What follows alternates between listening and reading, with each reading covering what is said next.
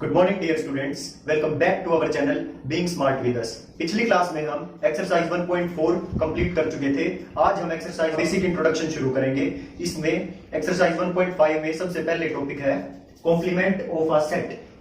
किसी भी सेट का कॉम्प्लीमेंट क्या होगा?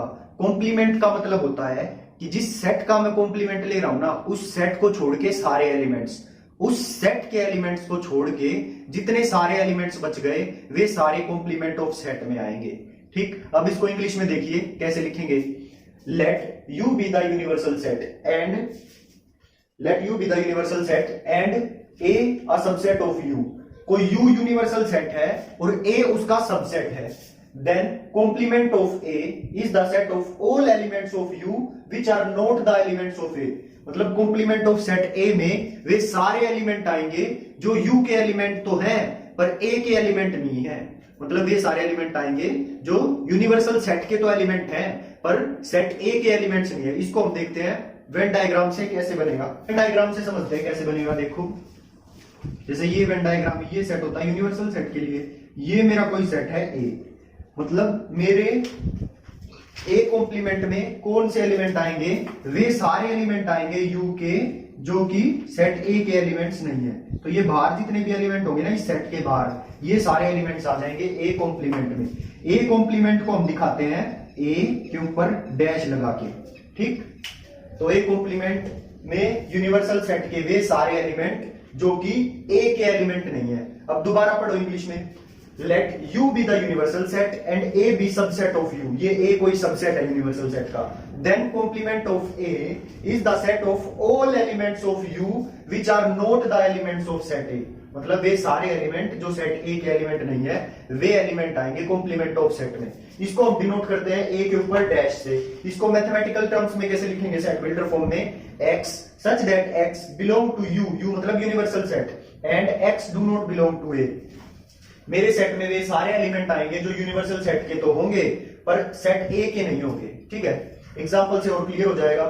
इस चीज को हम ऐसे भी बोल सकते हैं कि यूनिवर्सल सेट में सेट ए के एलिमेंट्स हटा दो, जो बच जाएगा वो ए कॉम्प्लीमेंट होगा। अब मेरे ख्याल में और भी ज्यादा क्लियर हुआ होगा।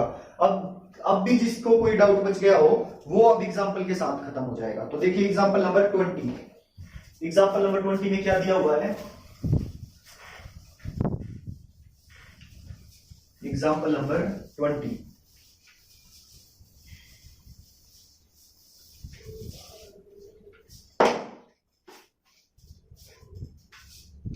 एग्जाम्पल 20, इसमें एक यूनिवर्सल सेट दिया हुआ है 1 2 3 4 5 6 7 8 9 10। 1 2 3 4 5 6 7 8 9 और 10। और सेट ए दिया हुआ है 1 3 5 7 9। तो ए कॉम्प्लीमेंट क्या होगा? ए कॉम्प्लीमेंट होगा वे सारे एलिमेंट यूनिवर्सल सेट के, वे सारे एलिमेंट होंगे यूनिवर्सल सेट के जो कि ए में नहीं है। मतलब u माइनस ए निकालना है मेरे को, u माइनस ए। या फिर इसको ऐसे भी लिख सकते हैं x such that x, वे सारे एलिमेंट होंगे यूनिवर्सल सेट के, x such that x belong to u and x do not belong to set A। Clear? तो देखो कौन कौन आएंगे ए कॉम्प्लीमेंट में। 1 नहीं आएगा क्योंकि 1 ए सेट में है। 2 आएगा, 3 नहीं आएगा, 4 आएगा, ब्रैकेट क्योंकि ये सेट है ना तो इसलिए ये ब्रैकेट के अंदर आना चाहिए। 4 5 नहीं आएगा, 6 आएगा, 7 नहीं आएगा, 8 आएगा, 9 नहीं आएगा, 10 आएगा। तो ये कॉम्प्लीमेंट हो गया 2 4 6 8 10। ठीक, तो ये था कॉम्प्लीमेंट ऑफ सेट। अब एग्जाम्पल नंबर 21 देखो। You be the universal set of all students of class 11th। You set में कौन है? सारे स्टूडेंट क्लास 11th के।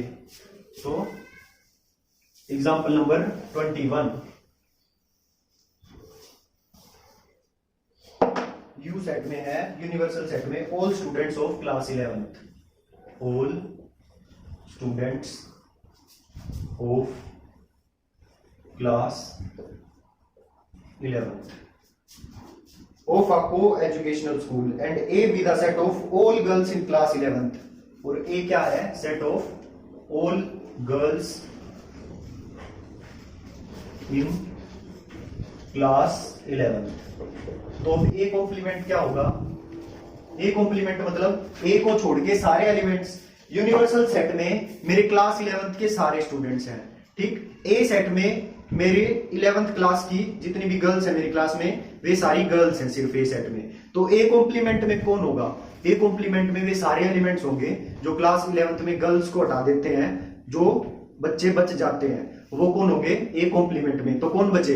बॉयज भी थे, गर्ल्स भी थी 11th क्लास में। तो ये सारा यूनिवर्सल सेट था। यूनिवर्सल सेट में जब मैंने ए सेट को हटा दिया, मतलब गर्ल्स को हटा दिया, तो कौन बचा? Set of boys. तो ए कॉम्प्लीमेंट क्या होगा? All boys x such that x are all boys, x such that x are all boys in class 11th।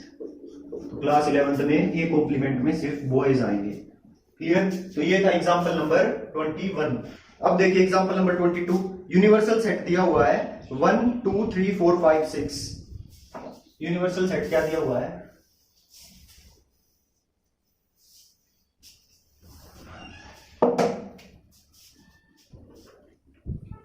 1, 2, 3, 4, 5, 6 और ए सेट दिया हुआ है 2, 3 और बी सेट दिया हुआ है 3, 4, 5।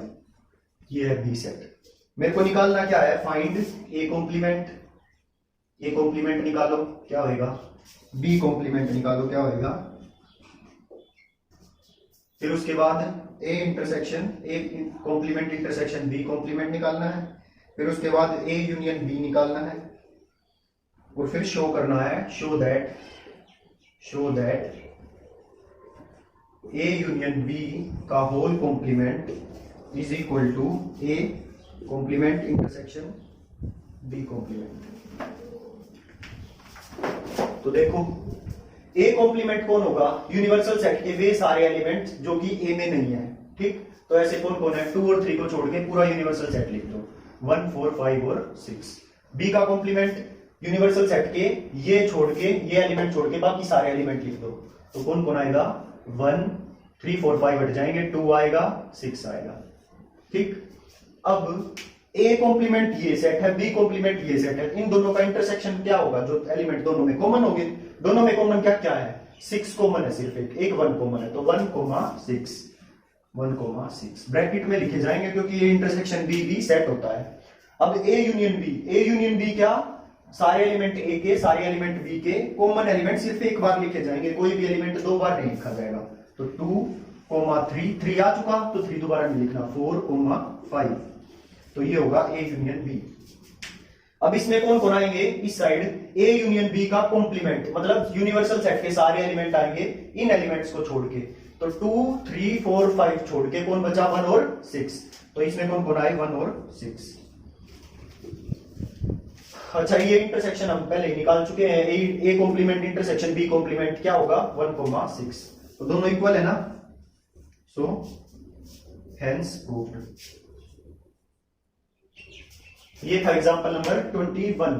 नेक्स्ट देखो एग्जांपल नंबर 22 था ये, sorry, example number 22। Example number 22 से ऊपर एक नोट दिया हुआ है। नोट क्या है वो इस एग्जांपल से समझा देता हूं।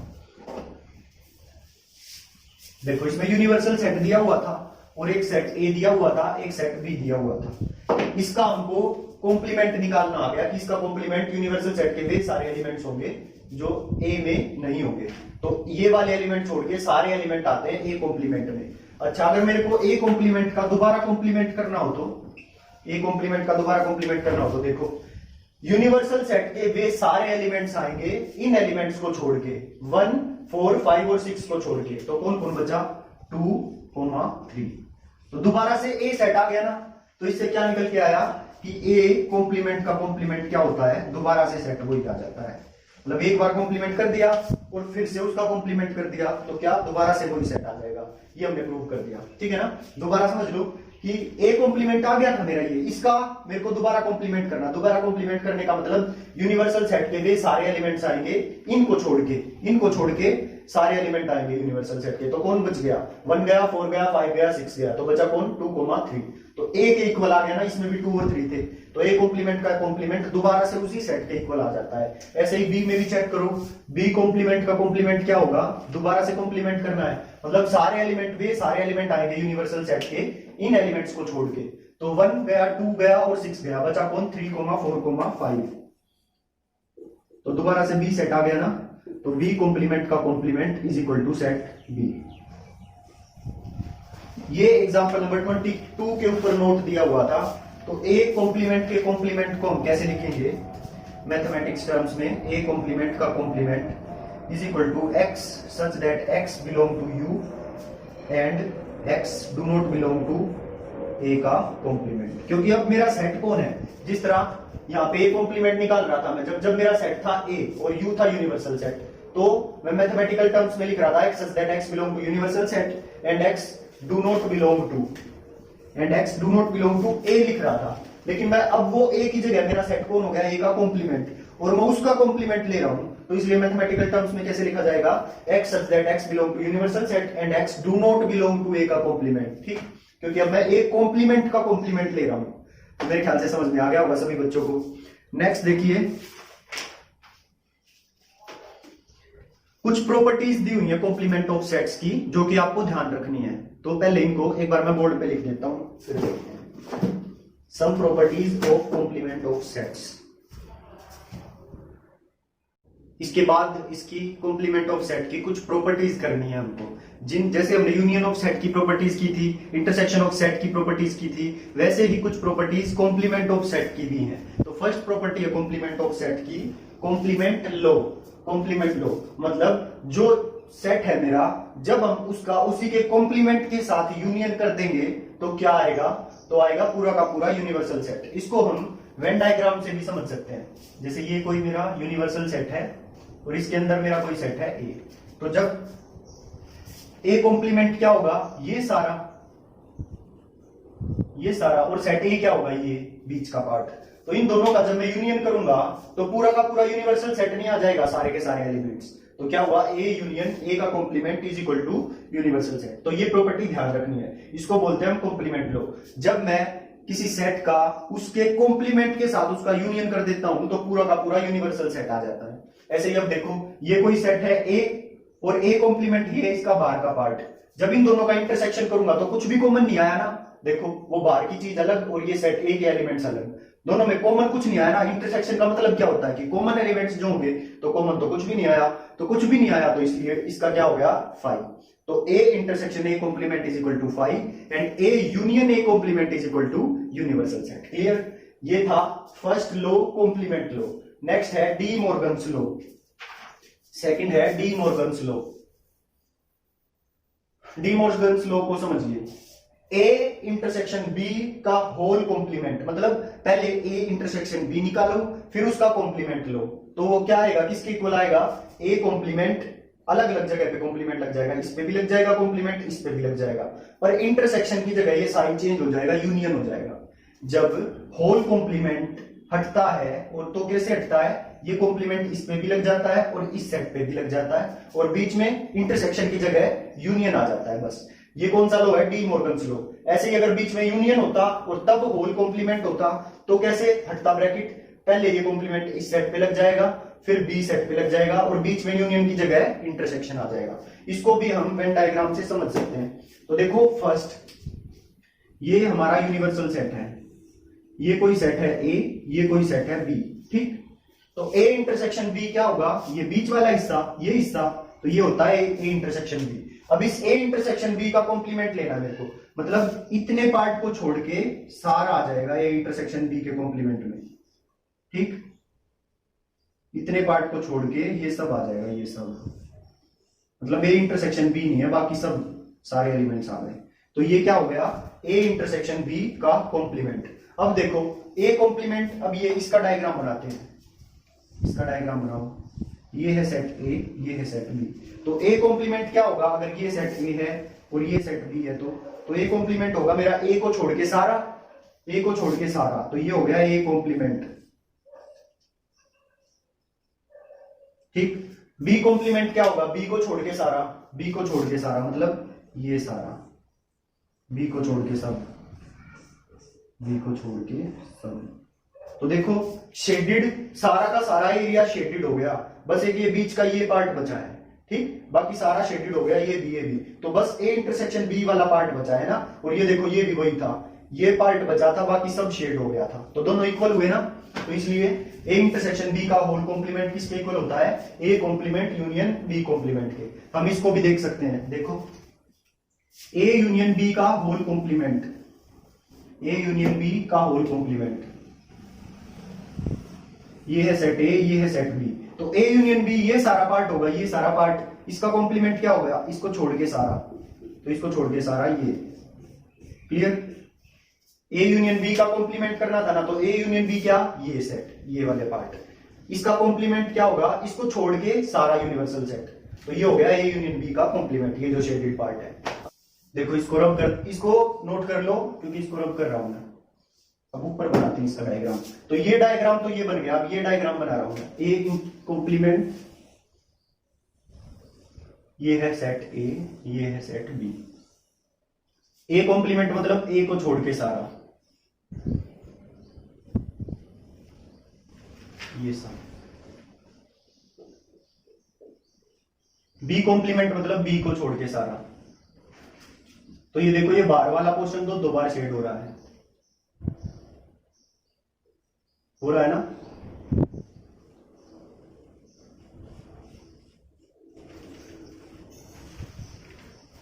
तो कॉमन एरिया क्या आया दोनों में, दोनों का इंटरसेक्शन लेना है ना, तो कॉमन एरिया क्या आया, इसको छोड़ के सारा, मतलब ये बाहर का दो बार शेड हुआ है, तो कॉमन क्या है, ये बाहर का सारा। ठीक, तो ये बाहर वाला एरिया क्या है, इसके इक्वल। तो ये वाला और ये वाला देखो दोनों एक से डायग्राम बने ना, तो इसलिए दोनों इक्वल है। तो ये था डी मॉर्गन्स लॉ। बाकी आपको ध्यान रखना है कि ए इंटरसेक्शन बी का होल कॉम्प्लीमेंट होगा, तो वो कैसे हटेगा ब्रैकेट, पहले इसका कॉम्प्लीमेंट इंटरसेक्शन का यूनियन बन जाएगा, और अगर यूनियन है तो इंटरसेक्शन बन जाएगा और दोनों पे कॉम्प्लीमेंट आ जाएगा। क्लियर। नेक्स्ट है लॉ ऑफ डबल कॉम्प्लीमेंटेशन। ये तो मैं समझा चुका हूं कि किसी सेट के कॉम्प्लीमेंट का अगर हम कॉम्प्लीमेंट लेते हैं तो दोबारा से वही सेट आ जाता है। Next law of empty set and universal set, मतलब कोई सेट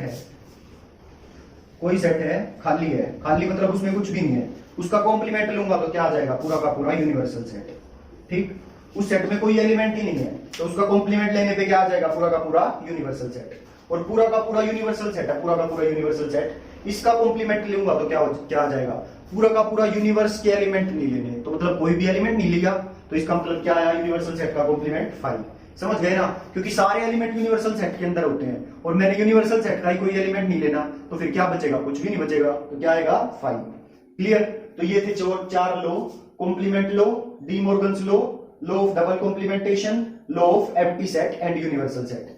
इसी के साथ हमारा इंट्रोडक्शन पार्ट इस एक्सरसाइज का खत्म होता है। नेक्स्ट क्लास में हम इसकी एक्सरसाइज करेंगे, उससे पहले आप सब इस एक्सरसाइज को ट्राई करेंगे, फिर नेक्स्ट वीडियो देखेंगे। जब तक ट्राई ना करें प्लीज नेक्स्ट वीडियो ना देखें, पहले ये वीडियो अच्छे से देख के और एक्सरसाइज खुद ट्राई करें और फिर नेक्स्ट वीडियो देखें जो कि हम सॉल्यूशन वाली करेंगे। सो मिलते हैं नेक्स्ट वीडियो में। Thank you.